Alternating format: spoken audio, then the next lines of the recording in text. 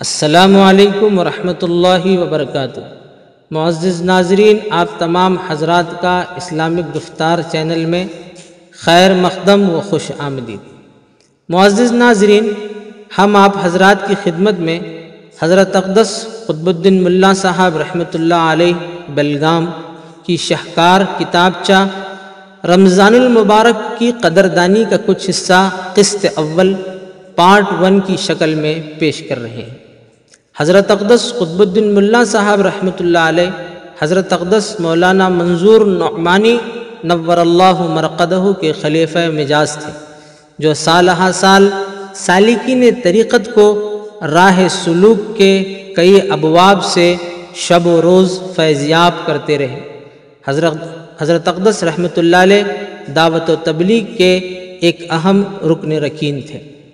غرض ہے کہ آپ خود حضرت رحمۃ اللہ علیہ کی تحاریر سے ملاحظہ فرمائیے، اللہ ہمیں اس کتابچے کو سننے کی، اس پر عمل کرنے کی، دوسروں تک پہنچانے کی توفیق عطا فرمائے۔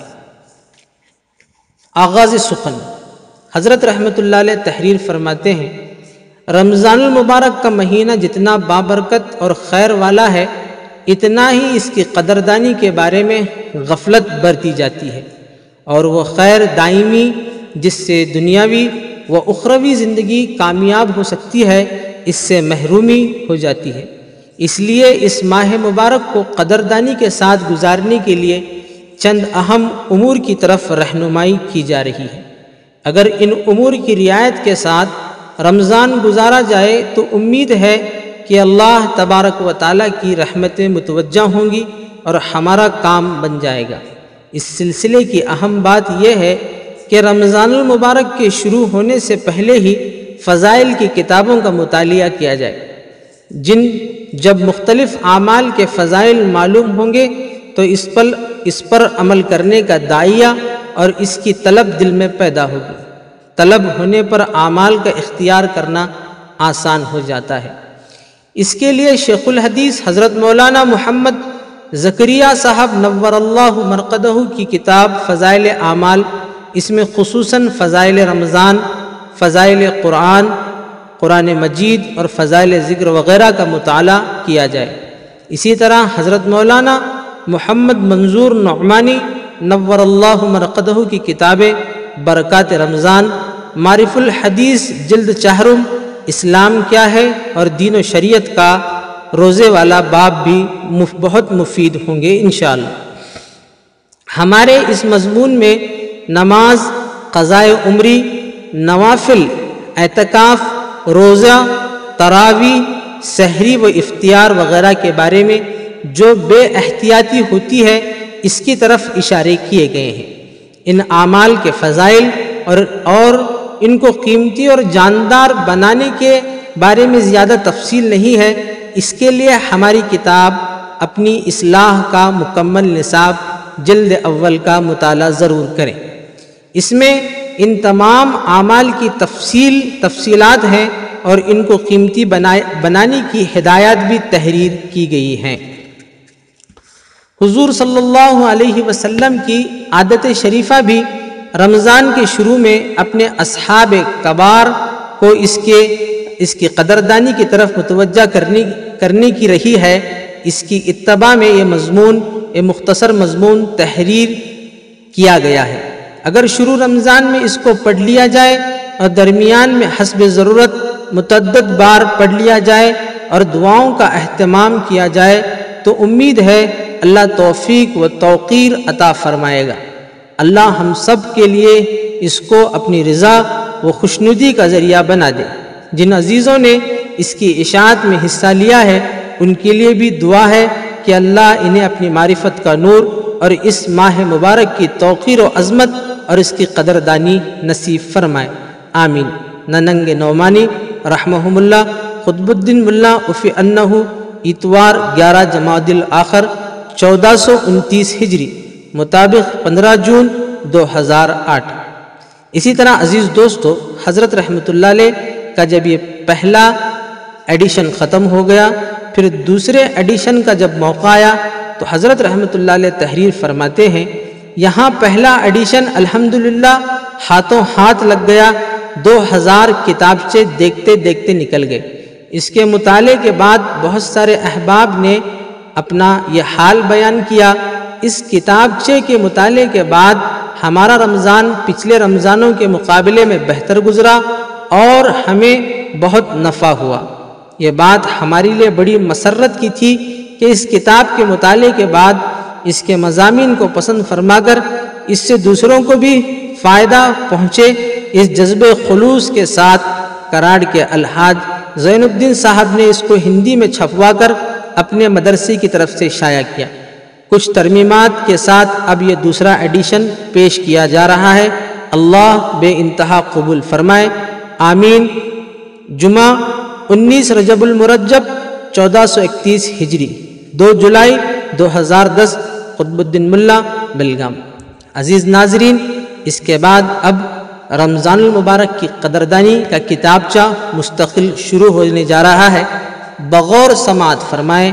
اللہ ہمیں سننے کی، اس پر عمل کرنے کی، دوسروں تک پہنچانے کی توفیق عطا فرمائے۔ رمضان المبارک کی قدردانی۔ نحمدہ و نصلی علی رسولہ الکریم، اما بعد۔ الحمدللہ، اللہ نے محض اپنے فضل و کرم سے وہ مبارک مہینہ ہمیں نصیب فرمایا جس کے لیے نبی پاک صلی اللہ علیہ وسلم دعائیں مانگ مانگ کر اس کو پانے کی تمنا کرتے، اے اللہ رجب اور شعبان میں برکت دے اور ہمیں رمضان تک پہنچا دے۔ رجب پانے کے بعد رمضان تک جینے کی تمنا حضور پاک صلی اللہ علیہ وسلم کیا کرتے تھے۔ اندازہ کیا جا سکتا ہے اس ماہ مبارک کی عظمت و فضیلت اور اس کی رحمتیں اور برکتیں کتنی ہوں گی۔ رمضان المبارک کے شروع ہونے سے پہلے صحابہ کرام رضی اللہ عنہم اجمعین کو جوڑ کر حضور اقدس صلی اللہ علیہ وسلم اس کی اہمیت سمجھاتے تھے تاکہ کوئی تساہل و غفلت میں اس کو ایسے ہی نہ گزار دے جیسے کہ سال کے 11 مہینے گزارے ہیں۔ یہ مہینہ مغفرت کا مہینہ ہے اور مغفرت ایک نہایت ہی اہم مسئلہ ہے۔ جس کی مغفرت ہوئی اس کی خوشی کا کیا ٹھکانہ، اور جو محروم رہا اس کی محرومی کا کیا ٹھکانہ۔ اس لیے موقع بموقع مغفرت کی دعائیں مانگتے تھے۔ آپ صلی اللہ علیہ وسلم کی دعاؤں میں ایک دعا یہ بھی تھی، اللہم انی اسألک عفو والعافیہ، اے اللہ میں تجھ سے عفو و عافیت کا سوال کرتا ہوں۔ علماء نے لکھا ہے عافیت کا تعلق دنیاوی زندگی سے ہے اور عفو معافی کا تعلق اخروی زندگی سے ہے۔ جس کو دنیا کی عافیت ملی اور آخرت میں معافی ملی وہ حقیقتاً کامیاب ہے۔ چونکہ یہ مہینہ معافی کا مہینہ ہے، ذرا سے بہانے پر مغفرت کا سامان ہے۔ گویا کہ رمضان کا سیزن ہے، اس سیزن میں گویا کہ مغفرت کا سیزن ہے۔ اس سیزن میں بھی اگر کسی کی مغفرت نہ ہو تو یقیناً وہ انتہا درجے کی بدبختی اور شقاوت ہے۔ اسی لیے جبرائیل امین نے ایسوں کے لیے ہلاکت کی دعا کی اور حضور اکرم صلی اللہ علیہ وسلم نے اس پر آمین کہی۔ اللہ حفاظت فرمائے، آمین۔ اس مہینے میں عبادت کے اجر و ثواب کو بڑھا دیا جاتا ہے۔ نفل فرض کے برابر، فرض 70 فرضوں کے برابر، عبادات و اعمال کے اجر و ثواب کو بڑھا کر ان کی پابندی کی جو ترغیب دی گئی ہے وہ صرف اس لیے کہ عبد اپنا حق عبدیت ادا کرنے کا خوگر بنے۔ گویا یہ مہینہ عبادات کی مشق کا مہینہ ہے تاکہ بقیہ سال بھر اس پر اسے استقرار نصیب ہو۔ اللہ کرے ہمیں رمضان المبارک کی قدردانی نصیب ہو۔ جو واقعتاً قدرداں ہوں گے ان کا رمضان خوشیوں کو اور خدا کی رضامندی کو لے کر آئے گا۔ زندگی میں بہت سارے رمضان آئے بھی اور چلے بھی گئے لیکن قدردانی کا حق ادا نہیں ہو سکا۔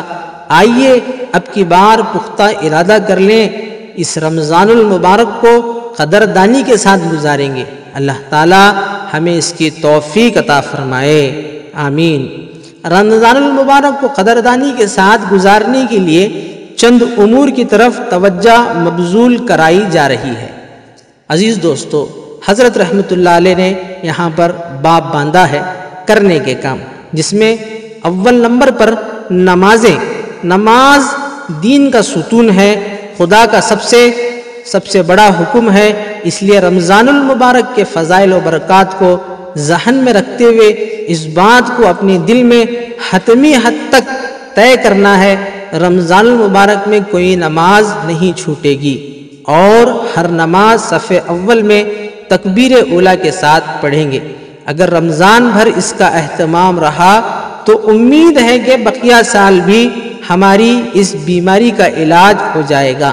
نمازوں کے اہتمام کی طرف توجہ نہیں رہتی۔ الف، نماز باجماعت نماز کا ثواب بہت زیادہ ہے اور اس کی بڑی اہمیت ہے۔ حضرت عبداللہ بن مسعود رضی اللہ تعالیٰ عنہ سے روایت ہے، انہوں نے فرمایا، ہم نے اپنے کو یعنی مسلمان کو اس حال میں دیکھا کہ نماز باجماعت میں شریک نہ ہونے والا یا تو بس کوئی منافق ہوتا تھا جس کی منافقت ڈھکی چھپی ہوئی نہیں تھی، بلکہ عام طور سے لوگوں کو اس کی منافقت کا علم ہوتا تھا، یا کوئی بیچارہ مریض ہوتا تھا جو بیماری کی مجبوری کی وجہ سے مسجد تک نہیں آ سکتا تھا، اور بعض مریض بھی 2 آدمیوں کے سہارے چل کر آتے تھے اور جماعت میں شریک ہوتے تھے۔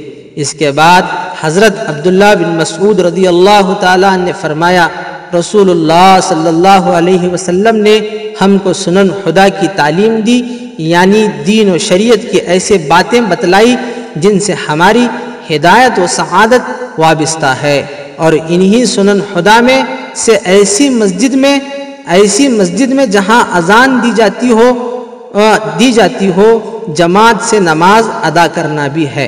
مسلم معرف الحدیث سوم صفحہ 193۔ حضور صلی اللہ علیہ وسلم نے فرمایا کہ باجماعت نماز پڑھنا اکیلے آدمی کے پڑھنے کے مقابلے میں 27 درجے زیادہ فضیلت رکھتی ہے۔ صحیح بخاری و مسلم۔ جب نماز پڑھنا ہی ٹھہرا تو کیوں نہ جماعت کے ساتھ پڑھے کہ 27 درجے ثواب زیادہ ہے۔ اللہ معاف کرے، ہم مال کے حریص ہیں، ان امور کے حریص نہیں۔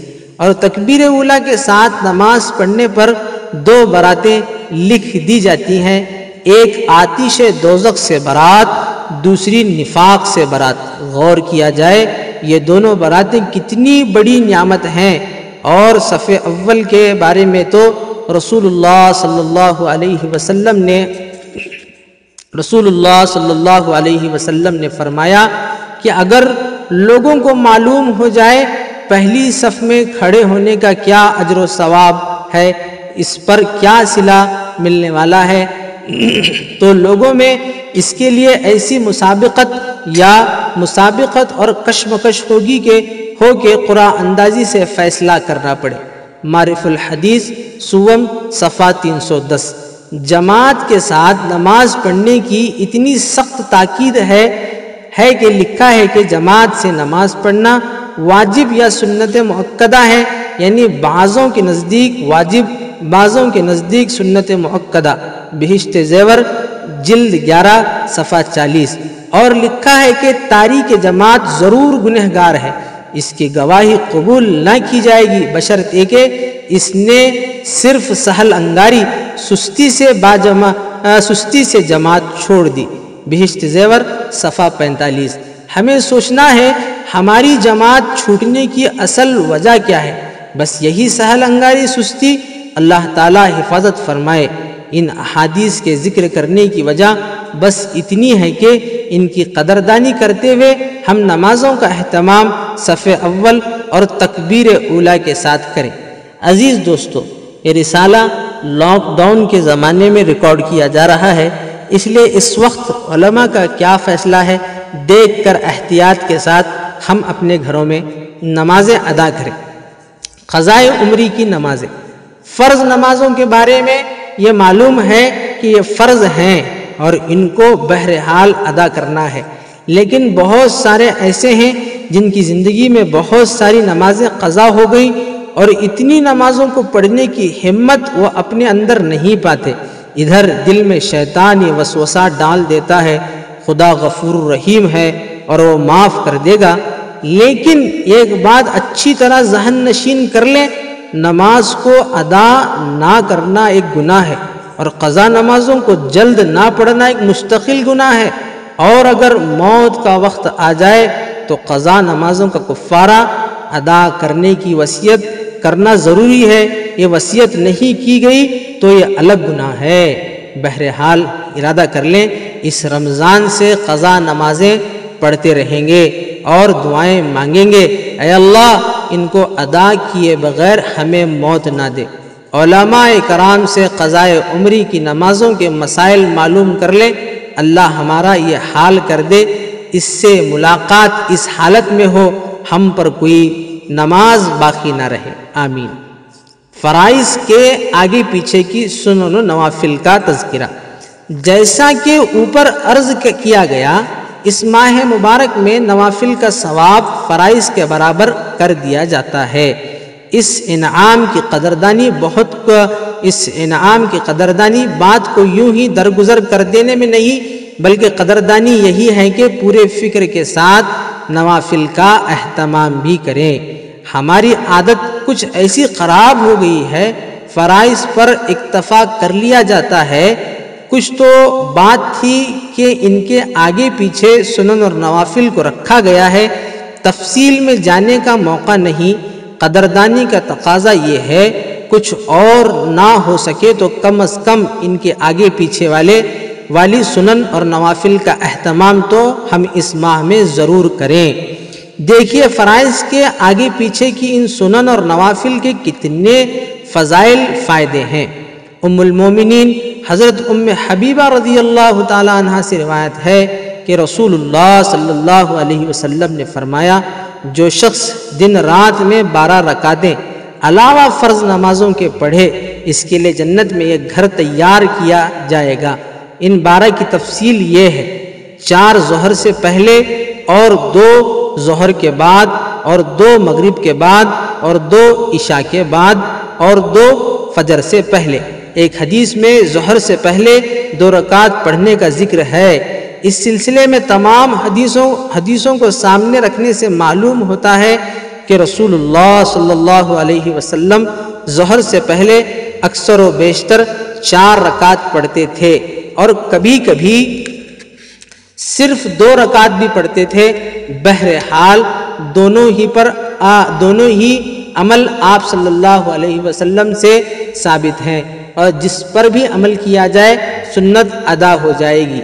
اس ناچیز نعمانی رحمۃ اللہ علیہ نے بعض اہل علم کو دیکھا، وہ ظہر سے پہلے اکثر و بیشتر 4 رکعت سنت پڑھتے ہیں، لیکن جب دیکھتے ہیں کہ جماعت کا وقت قریب ہے تو صرف 2 رکعت پر اکتفا کرتے ہیں۔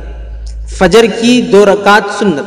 حضرت عائشہ رضی اللہ تعالی عنہا سے روایت ہے کہ رسول اللہ صلی اللہ علیہ وسلم نے فرمایا، فجر کی 2 رکعت سنت دنیا و ما فیہا سے بہتر ہیں۔